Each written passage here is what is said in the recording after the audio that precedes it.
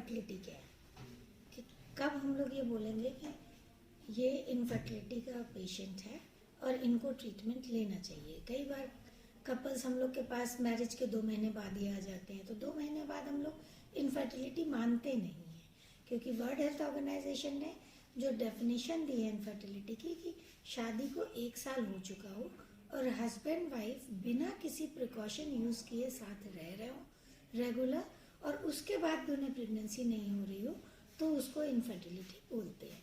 यानी असली treatment couple को अगर 1 ईयर मैरिज को हो गया है और लेकिन कंसीव नहीं किया है, तो ट्रीटमेंट लेना चाहिए। अब आता है कि ट्रीटमेंट क्या लेना चाहिए। पेशेंट कंफ्यूज होता है, कई सारे डॉक्टरों पे जाता है, कभी कुछ दवाई खाता है, कभी अंडे बनाने की खा लेगा, कभी कुछ हस्बैंड खा लेगा। असलियत में इनफर्टिलिटी के ट्रीटमेंट के लिए पहले बेसिक ये होना चाहिए कि क्या काज है इनफर्टिलिटी का, कारण क्या है। हमेशा फर्स्ट साइकिल टेस्टिंग साइकिल होना चाहिए after 1 year of marriage. Testing cycle means कि हमें पहले काज देखना चाहिए कि क्या कारण है कि क्यों नहीं 1 साल में प्रेगनेंसी हो सकता है। वो बहुत छोटा सा कारण हो, कोई बहुत बड़ा कारण हो, ऐसा कोई ज़रूरी नहीं है।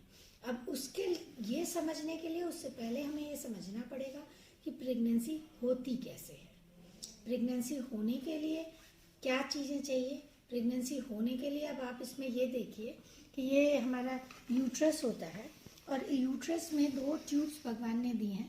यूट्रस है, 2 ओवरीज है। स्पर्म आएगा, वो वजाइना के थ्रू यूट्रस में अंदर जाएगा और ओवरीज में से एग निकलेगा, वो ट्यूब्स के थ्रू यूट्रस में जाएगा, फिर दोनों मिलेंगे और यहाँ पे प्रेगनेंसी होगी यूट्रस में।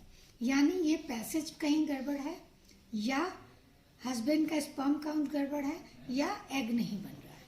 ये बेसिक 4 चीज़ें हमें इनिशियल टेस्टिंग में करनी है।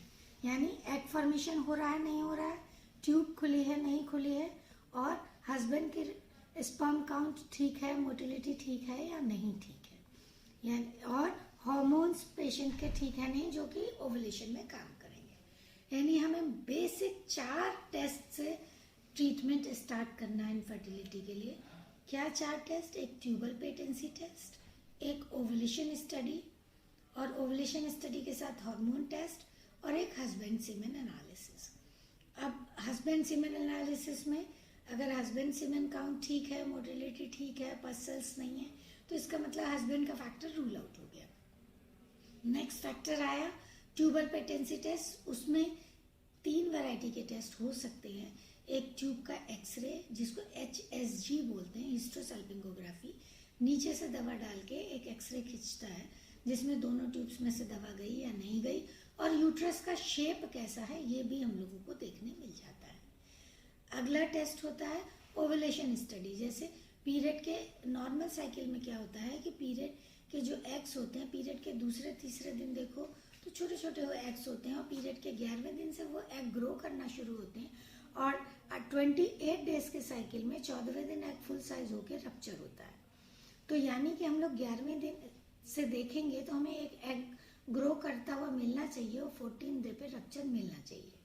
तो ओवुलेशन स्टडी करके देखें कि उस पेशेंट में एग खुद ब खुद बन रहा है, ग्रो कर रहा है, और रप्चर हो रहा है नहीं। इसमें ओवुलेशन स्टडी में डे 2 पे फर्स्ट अल्ट्रासाउंड होना चाहिए। वो इसलिए कि कोई प्रीवियस साइकिल का सिस्ट हो, पानी भरे सिस्ट भी कई बार होते हैं, और हम सीधे डे 11 पे देखें तो हमें लगेगा कि ये एक एग है, तो हम लोग कंफ्यूज रहेंगे कि सिस्ट है या एग है। ठीक। नेक्स्ट स्टडी आती है ट्यूब्स के टेस्ट की। ट्यूब के टेस्ट के लिए बेसिक 3 टेस्ट होते हैं। ट्यूब का एक्सरे, जो हिस्टोसल्पिंगोग्राफी के नाम से जाना जाता है, उसी को नीचे से दवा डाल के अल्ट्रासाउंड में भी देखा जा सकता है, जो सोनोसल्पिंगोग्राफी है। लेकिन सोनोसल्पिंगोग्राफी से बेटर हिस्टोसल्पिंगोग्राफी मानी जाती है, क्योंकि उसमें हमें एक एक्सरे पिक्चर मिल रही है। सोनोसल्पिंगोग्राफी में वो दवा यूट्रस के पीछे गई या नहीं गई, इस बेस पे माना जाता है कि ट्यूब्स खुली या नहीं, ट्यूब का शेप कैसा है, यूट्रस का शेप कैसा है, ये चीज़ें उतनी क्लियर नहीं आती हैं। और डॉक्यूमेंटेशन के लिए भी पेशेंट को नेक्स्ट डॉक्टर को किसी और डॉक्टर से सेकेंड ओपिनियन लेना चाह रहा है, पिक्चर नहीं मिलती है। इसलिए बेटर है कि हम हिस्टोसल्पिंगोग्राफी इज बेटर देन सोनोसल्पिंगोग्राफी। तीसरा टेस्ट होता है लैप्रोस्कोपी एंड हिस्ट्रोस्कोपी।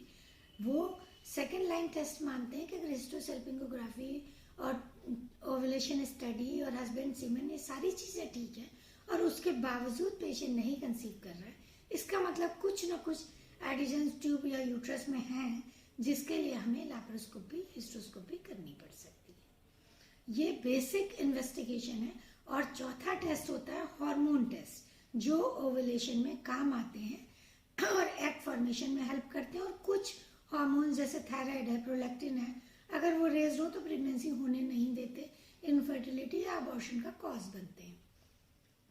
तो ये बेसिक 4 टेस्ट हैं जो हम लोग बेसिक इनफर्टिलिटी में इससे स्टार्ट होना चाहिए। अब एक एक कॉज को लेके हम लोग नेक्स्ट आपको डेट पे अगले एक कॉज का ट्रीटमेंट स्टार्ट